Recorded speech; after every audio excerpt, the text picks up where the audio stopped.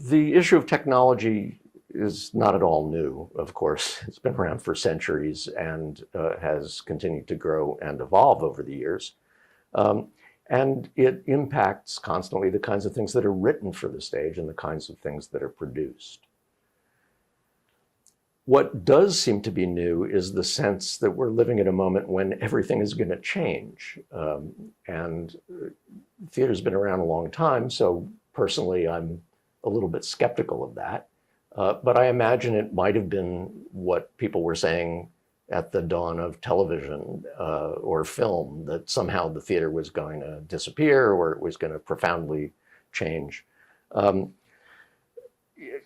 I'm here with my colleague Jules Fisher, and I've asked him to just have a conversation with me about this because your career has spanned a lot of years, and you've seen a lot of changes. And I'm just curious if you perceive them as evolutions or revolutions. I mean, you did some amazing things over the years, including things that were considered groundbreaking and did in fact change the industry, at least economically, like the production of Hair on Broadway. And I just wondered what your perspective on this idea that we're living in a special moment where everything is bound to be different. Is that something you've experienced before in your career? I don't think that I'm experiencing that anything is groundbreaking. I think I've experienced new tools and better tools. The lights have become more efficient. You can put smaller instruments somewhere that you couldn't put in an instrument. We have remote control follow spots where you cannot put a human being to operate it. You can have a lamp be a follow spot, but control from a comfortable position, where in the basement, for instance, the operator can be. So those are all, in my view, evolutionary. I mean, they're just changes getting better. There was a great theater in Greece all the way up to, let's say, 1960s, late 60s, when moving lights came in. Didn't mean the plays got any better. It was just our tools got more efficient, more precise, brighter. But none of those do I think affect the play. It's just your tools are better. That's different than projection, where the tool could actually be part of telling the story. So most of the technical advances, such as going from resistance dimmer boards to electronic dimmer boards, giant advance. No one ever uses a resistance dimmer board again, but it didn't make the plays any better, in my view. And I'm trying to think of other items. When I try to look at the history of lighting or in the theater, I can think of the Greeks with daylight, maybe added torches, all the way up till 1800s when they started to use gaslight. Big improvement, caused a lot of fires, but didn't change the play. The same good play could have been, Shakespeare was already finished writing, and now we have new and wonderful playwrights, but I don't think, and some of them are using the technology in their play. They'll say, this is a memory play, and I'd like to see these images of actual photos of my father. So that could be written in, but I don't think that's revolutionary in any way. Are there collaborators that you've worked with over the years that were hugely impactful and really did take new approaches? I think yes, but not through technology. Having worked with George Wolfe, Tom O'Horgan, Mike Nichols, all different and all brilliant in my mind. But it didn't, again, advance anything storytelling in the drama. What Tom did with 3 or 4 shows in a row, from Lenny, Jesus Christ Superstar, Hair, Sgt. Pepper's Lonely Hearts Club Band, one other one with him. Those were all evolutionary and did change the theater. People saw you could have people walk into the audience. The fourth wall was not as impenetrable as it once was. And then there's future advances going into moving lights, which didn't exist on Broadway. The first one was, I think, 1975. And they're getting better and brighter and sharper. And where you once had a light, like an ellipsoidal reflector, follow a spotlight, where you could have shutters, you could make it softer, you could put a color in it, but only once. Somebody had to climb up a ladder and do that, and that was it for the rest of the show. So if a light was aimed at the king, that's all you could use it for. And then moving lights came in. And now, instead of those 3 or 4 parameters, softness, shutters and framing, color, and dimming, now we could change 6 more parameters. And that is a huge advance. And one of the biggest gain for me has been precision. I know that that light is going to be exactly in the same place every night. And timing, the timing is now to 100th of a second, where it used to be a 10th of a second. With a human operator, you couldn't ask him to be more accurate than a 10th of a second. Even that would have been hard. Today, it can be you can move that cue 100th of a second forward or backwards and cut into it with another cue of a different speed. I mean, all those richly technological advances are valuable. I'm trying to learn them. I'm trying to just keep up with what's available. I love it. I love seeing it available. One of the things that my partner Peggy and I have worked on with all the manufacturers is to make them quieter. They were doing all this improvement, and they got louder every time they added another thing you could change, like the iris. It had a motor, and that motor made noise. We couldn't use them in plays. In a musical, you can get away with it. In a rock concert, there's no issue. But now they're getting quieter. So we're working on a musical at the moment, and we went to the shop and had them set up 7 different manufacturers, and we listened to them. We didn't have to look at them. We knew they were good and bright and sharp and all, but most of them did not meet a test of ours, and it's also subjective. Is it quiet enough? So particularly in a musical, where when the singing is going on and the orchestra is playing, you don't hear the moving lights. And then when they all shut up and you go back to a scene, what's that noise?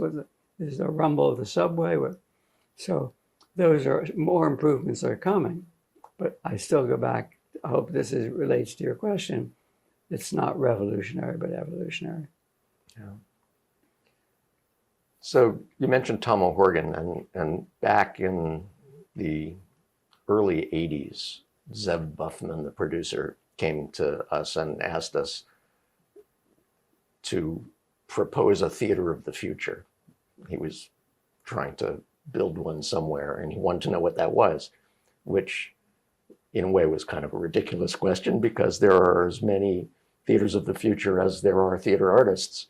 And since we didn't know how to answer that question, we decided to talk to a bunch of theater artists.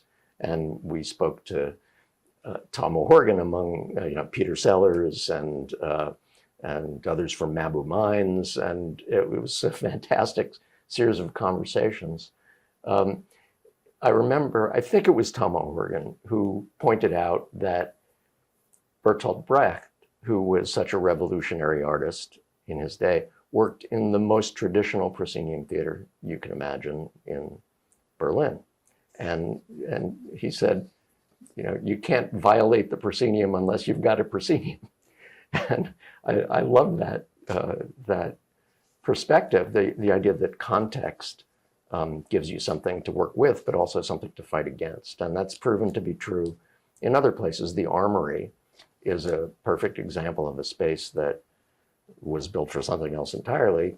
And the special character of the place informs everything that gets done there. And you can't do something in that room and ignore its special qualities, or if you do, you're losing something. So Tom was a really interesting artist. Had you worked with him before Hair? No, I was the first. May I add, right at this second moment where you are, that when we designed the modular theater for Cal Arts, that was a request, like Zev Buffman's, build a theater.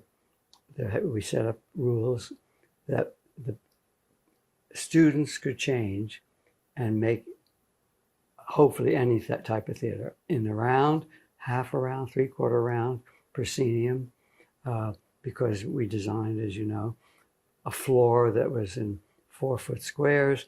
Every single one of them in the entire room was not an elevator, but repositionable by 6 inches. So the whole floor, one end could be higher, and the next day it could be lower. Yeah, increments of 6 inches. It was an air compressor. You attached an air compressor to a piston and lifted it to, and then put a pin in. Yeah.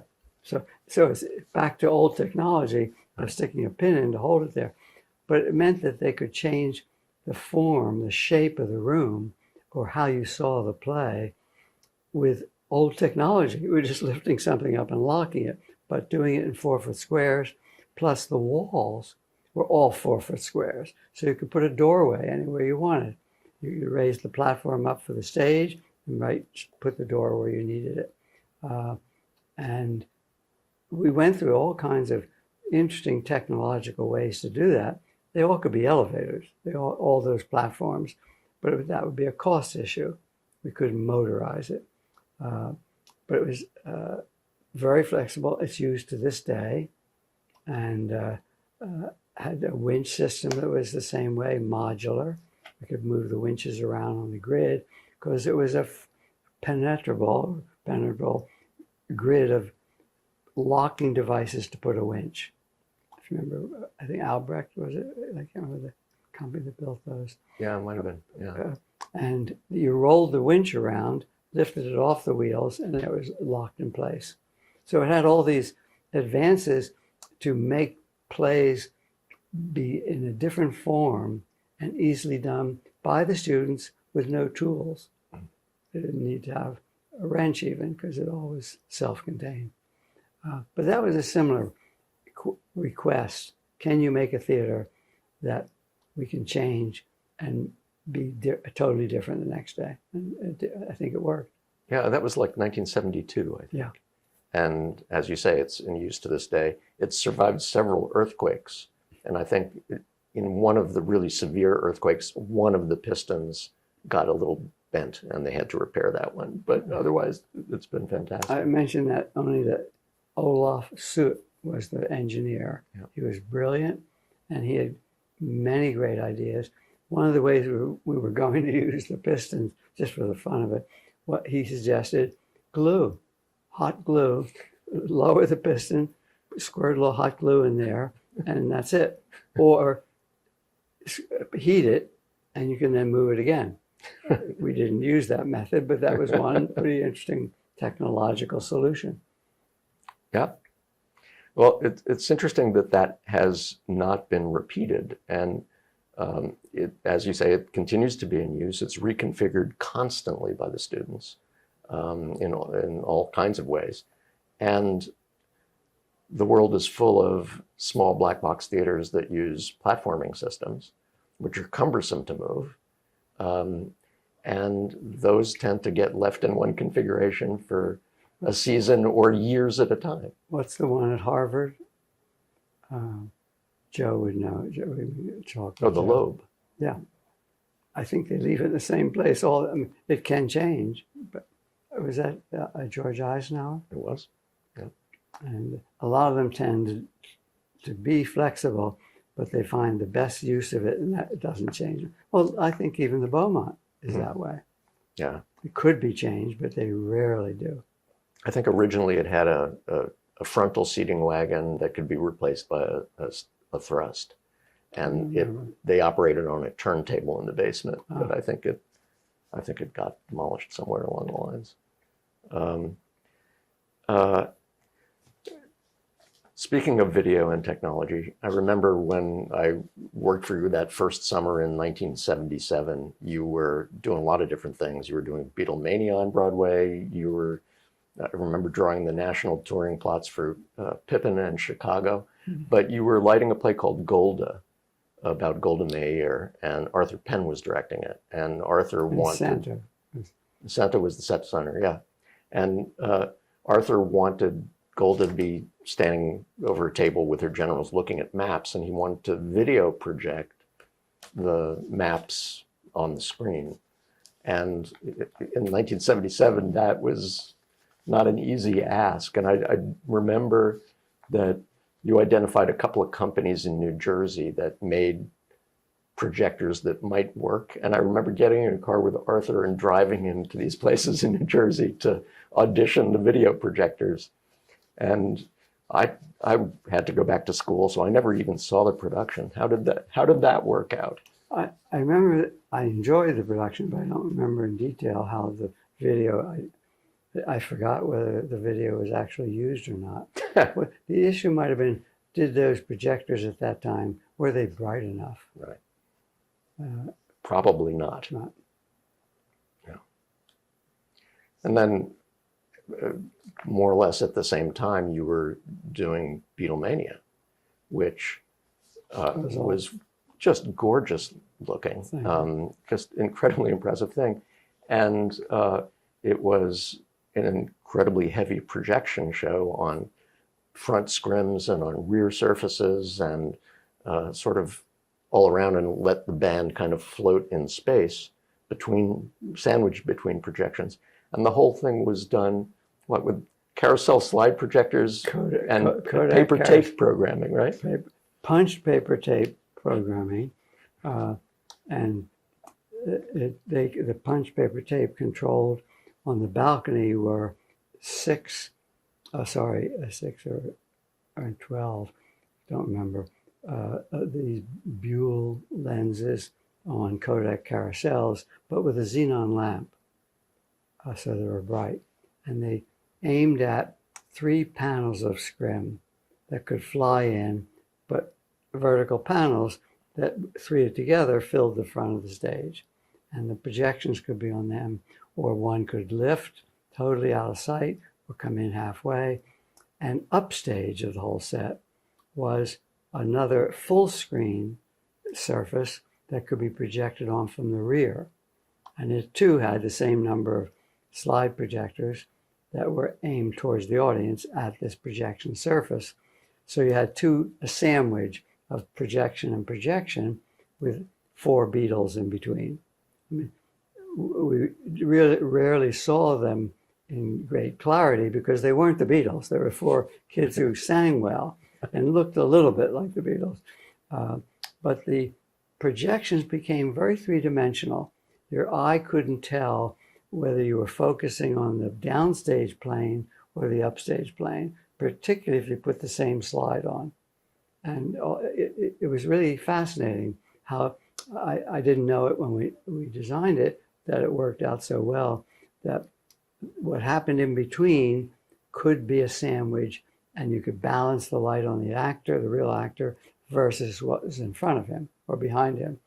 And the punch paper tape, that was the technology of the day.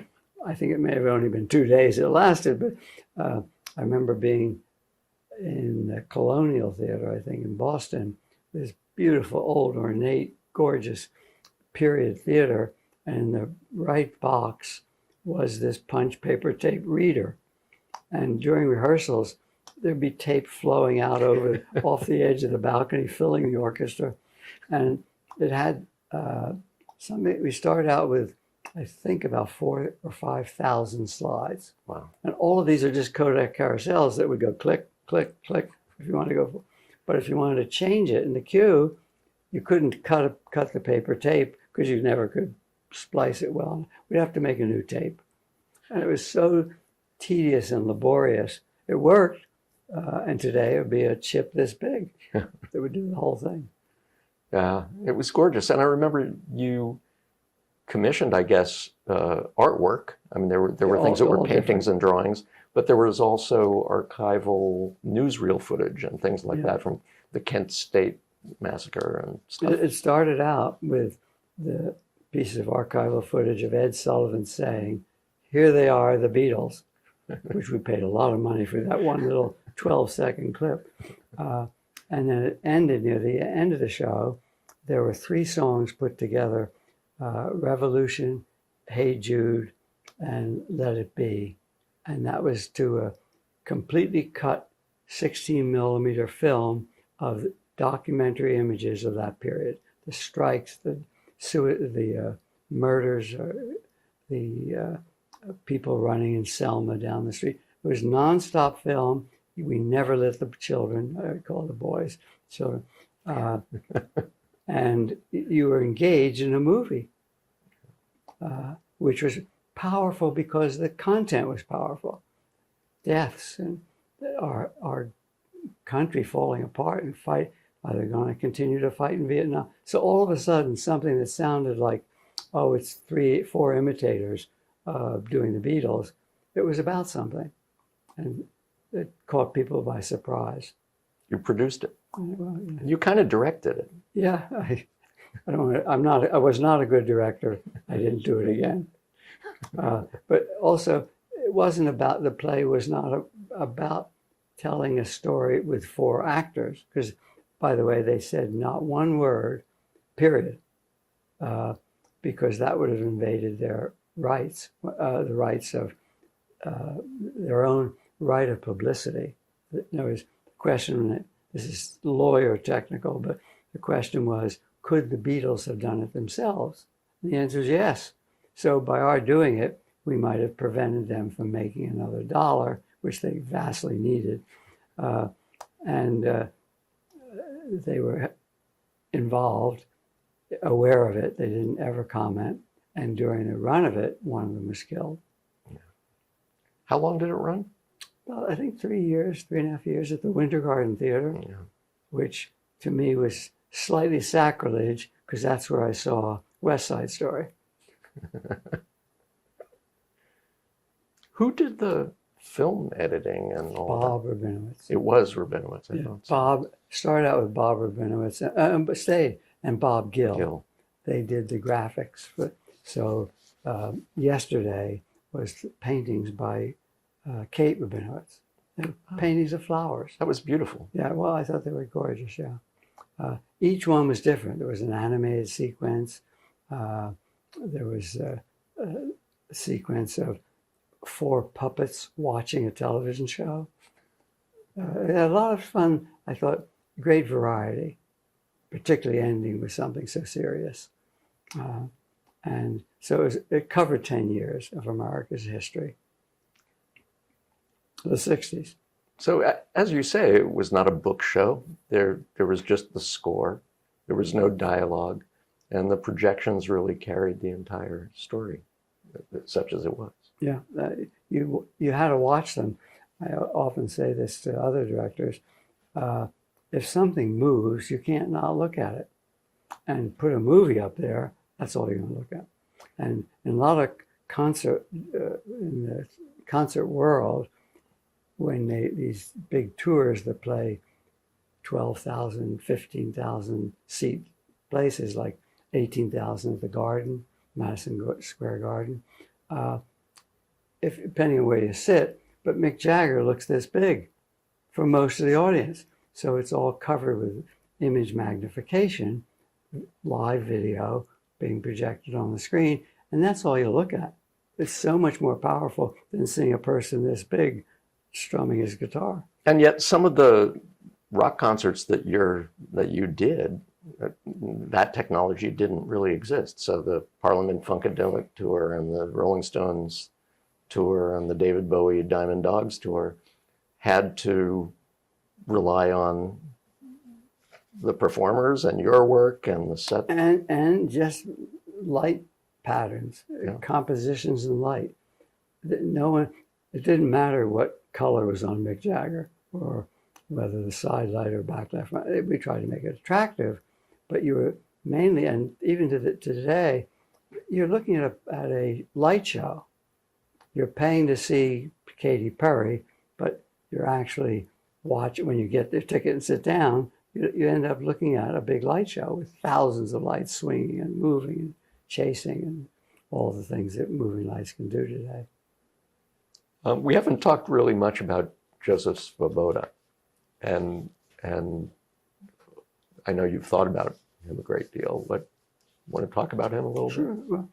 Well, in my desire to learn more about projections, he was considered and known to be a master of using projections from Prague. And he did dozens and dozens of shows and operas and plays, and frequently used complicated projections to help tell the story. You never saw them as, oh, there's a rectangle of a piece of movie. They were hidden in the story. And to learn more, I went to Canada. There was an exposition, I don't know what it was called. Expo 66 or whatever. In the 60s. And he had an exhibit there that was you walked past it, stopped and watched. The exhibit was maybe 5 minutes long, 8 minutes. And it was a large rectangular picture, say 40 feet wide, 25 feet high, something like that, approximately.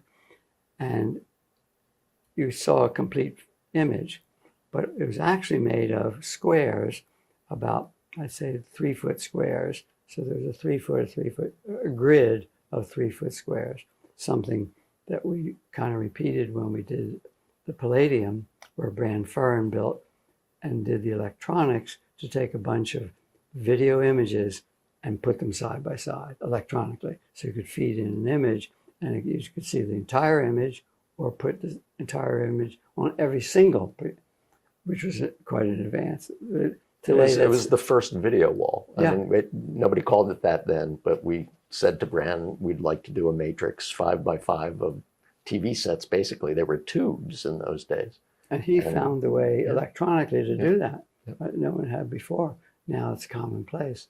But these cubes that Svoboda did had an extra dimension, which was that if the picture was a front of a railroad engine, a steam engine, each one of those boxes that had a projector inside of it could move forward about 2 feet.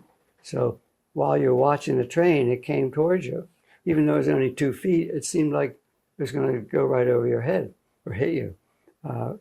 Wonderful idea of technology amplifying the story.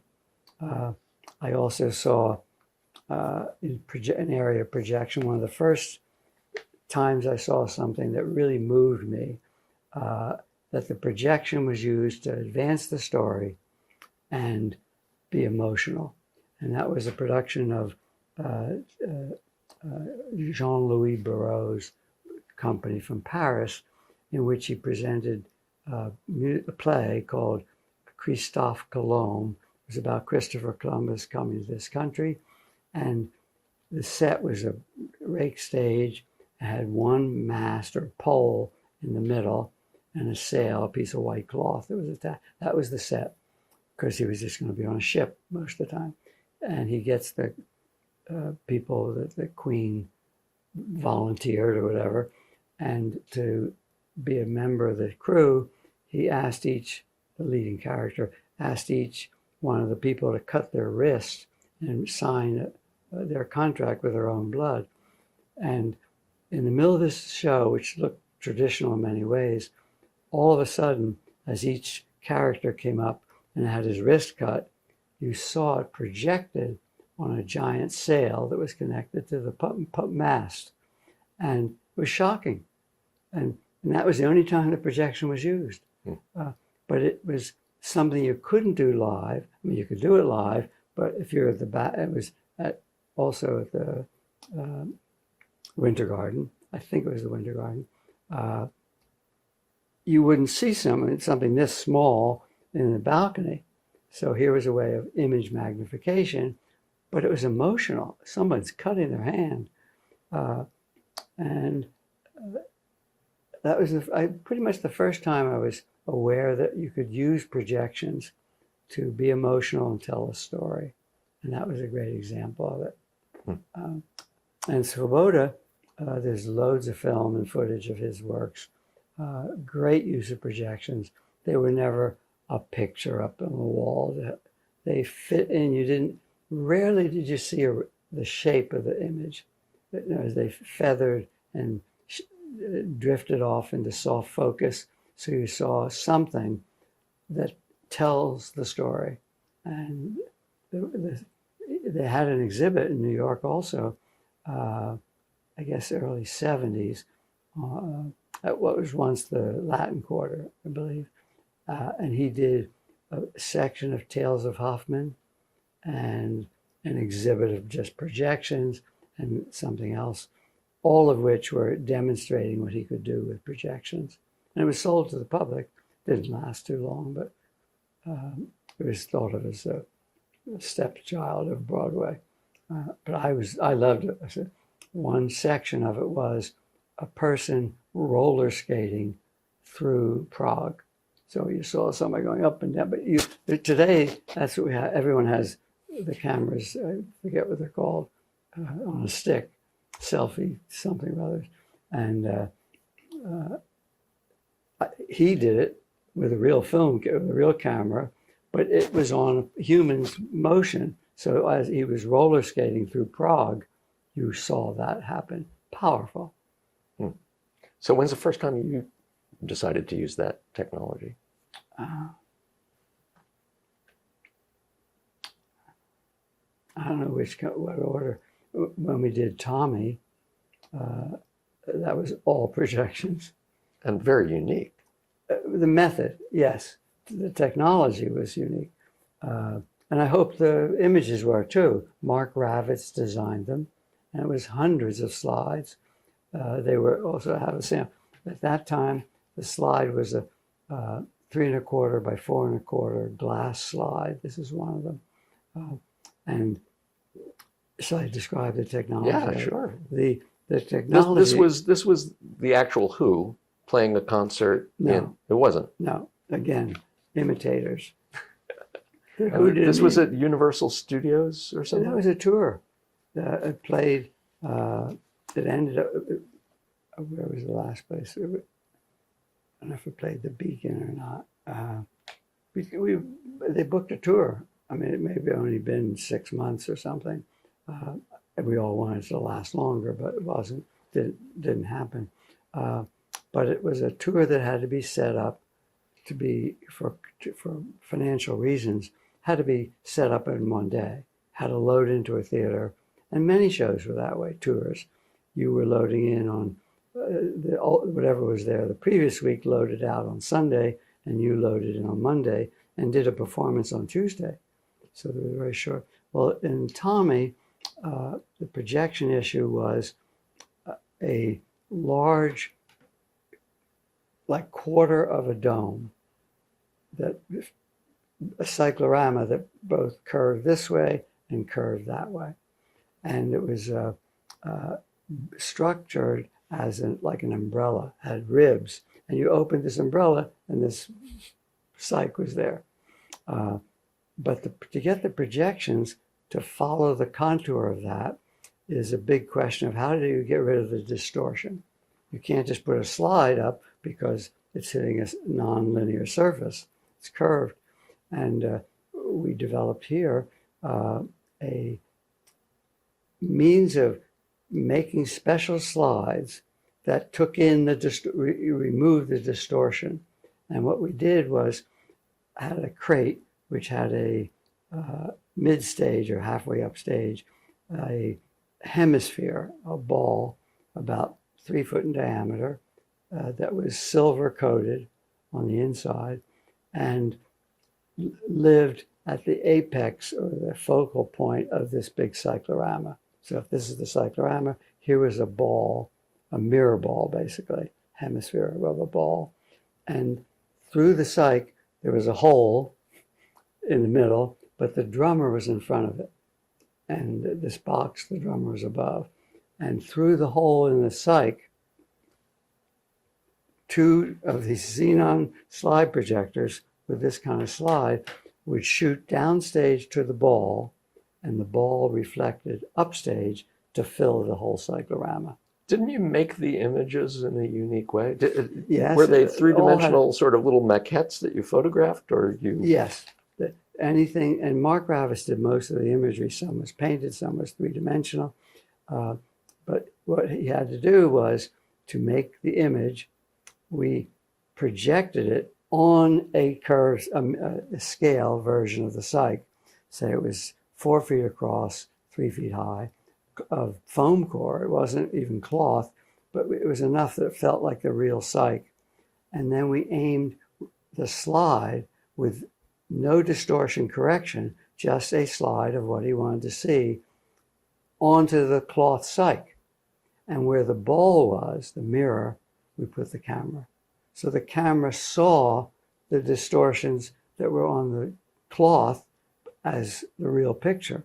And then we took those slides and projected them in reverse. There's a word for those kinds of images that are designed to be seen in some odd reflection. I can't remember what that is. I know something exactly. morph, But, something. Yes, but when you look in the picture, they don't look distorted. Right. The mirror corrects for you. The one with the cylinder of mirror in a circular viewing space. During the course of your career, in the early days, a heavy musical would have 80 or 100 lights. That would be a really heavy musical, and I guess mostly because that was about as much as 4 guys with piano boards could possibly control.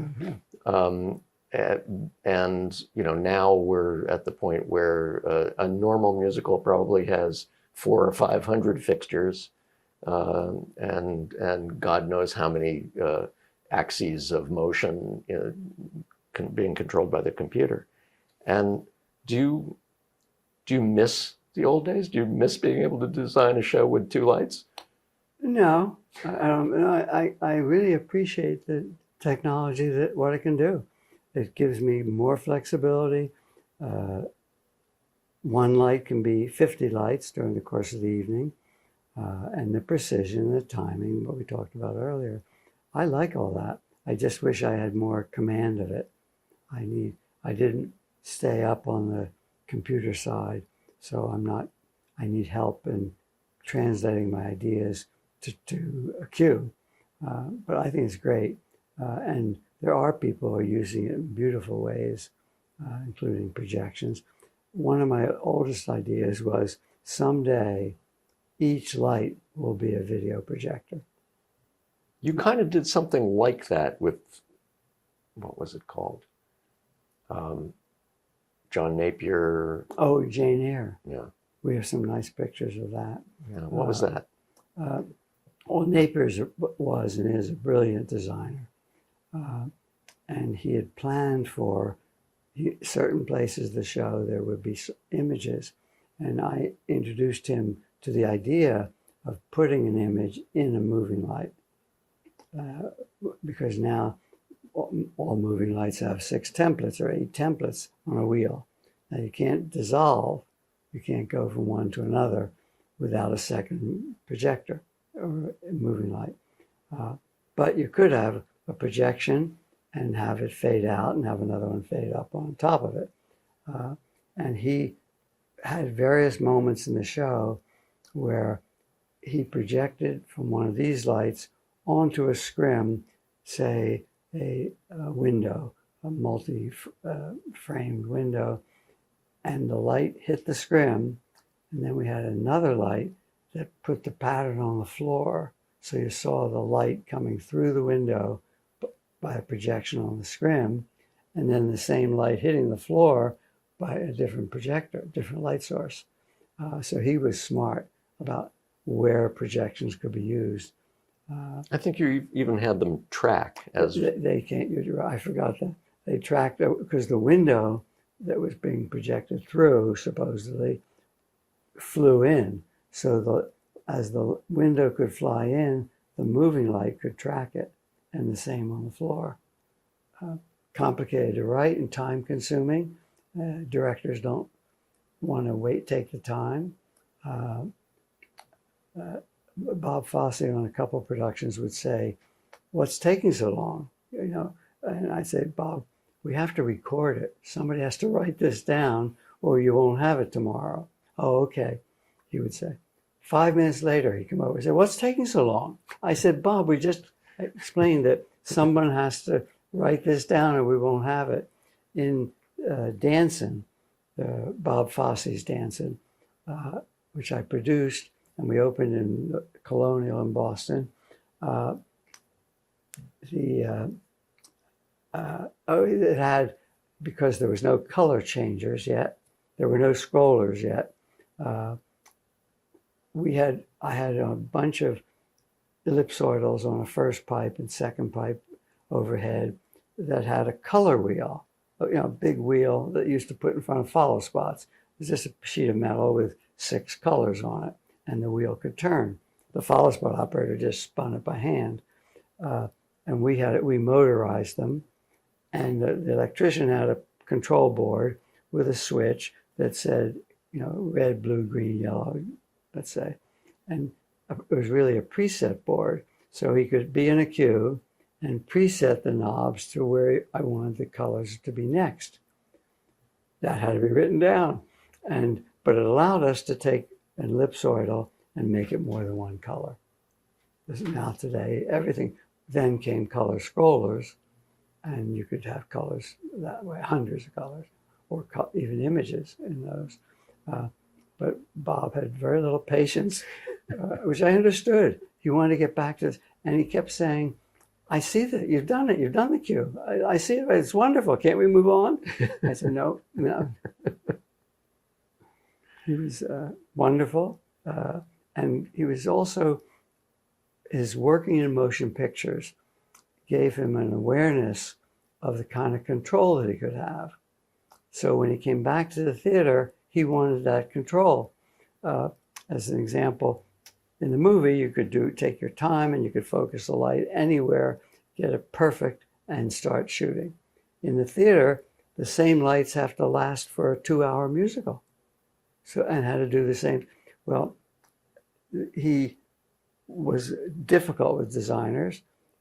Peter Larkin, who was a brilliant designer, did 2 of his shows. Even though they didn't quite get along, Bob was very forceful and demeaning at times. And at one point, he was talking to one of the designers. Pat Zippra did the costumes, and Peter Larkin did the set. And someone called, and Bob was standing next to me, and someone called for something to be done. And Bob said on the microphone, I'm talking to one bad designer. I don't have time for another one. This is the way, but my job was to accept that. And I'm not going to change him. And he was brilliant. And he would suggest something that was great. And because he worked in film, he would say things like, can't we just light his finger? Which he could do in the film because it was a close-up. Yeah. And I said, we can, but it won't be right every night. You're asking a follow spot operator to find the person's finger, the substitute follow spot who doesn't know about her finger. So you gave him the hands and right, true. But that method of finding the hands, it didn't exist before, and now it's used more often. But he was wonderful. But what he learned in film, he wanted to reproduce in the theater. This is slightly not lighting, but the same thing with sound. He would come back after the performance and say, the piano was too loud. And the piano was an electronic keyboard with a foot pedal. The guitarist has a foot pedal and the keyboard person for volume. And he would say that it was too loud. I'd say, Bob, it's a human with it moving his foot. He could be wearing thicker socks, and therefore it's going to sound different to you. You have to, but he was more and more demanding as he learned more and more about films. And for him to have made Cabaret, the second movie in his career, and have it end up being one of the best musical films ever done, was because he was brilliant. And it was worth putting up with all the yelling at. You mentioned sound. When I guess the first shows that you designed on Broadway weren't amplified, were they? Yes, they were, in the form of footlights microphones along the edge of the footlights. There were no wireless microphones, but many of the shows had 4 or 6, I don't know how many, across the footlights. And the electrician, the lighting electrician, had to operate the microphones, meaning turn them all off, but the right mic where she's standing or someone's standing in front of. On Funny Girl is the musical, which had Barbara Streisand originally, was one of the first trials with a wireless microphone. And I thought the crew didn't like the idea, and it didn't work very often. And now no one sings on stage without one. Yeah. But Ethel Merman sang, and you heard her with or without a microphone. Yeah. Automation has also changed enormously over the decades. Yeah, particularly the fact that you can do anything. And the people who build and design those devices like the challenge. We're working on a wonderful spectacle in Las Vegas at the Wynn Hotel called Awakening. And George Sippen, also a great designer, has a series of elevators in the floor, all rectangular, that make up the floor, but you don't see them until one raises or lowers, but they can raise up above the stage level or go down below the stage level, and they can revolve. The whole piece can revolve. And they are all done to time code. It's not done live. No humans may start a sequence and can end it if there's a problem, because you have problem can be 2 elevators are passing each other and someone's foot is between them. That has to be stopped before you hurt the person's foot. They also have a safety edge that's supposed to stop it, but time and does it stop it in time and all that. So the technology for that kind of automation is being used more and more. The designers love it. If you want something to fly in and turn upside down, they'll find a way to do it. When I started, a man was backstage cranking a wooden handle on a winch or a cable that went out on stage and around something to either make it turn or lift. But it was a human turning a wooden crank. And now it's all automated on a chip to operate right and exactly the same. And we take, in the case of Awakening, we take some cues from the time code itself is triggering a light cue. And sometimes the light cue is triggering the sound cue. So or the video cue. There's quite a bit. The interesting technological issue in that production is the entire floor is a video screen covered by a glass layer, dark, almost black glass covering the video. So when the video is off, you see black floor. No one thought about the fact that it's going to reflect light off the glass floor, but we dealt with it. And the technology for that was massive to get all those things to turn and move and tip. And they do a lot to make a spectacle. If it was a play, they wouldn't have added very much. But for the spectacle, it's wonderful. The audience gets a lot.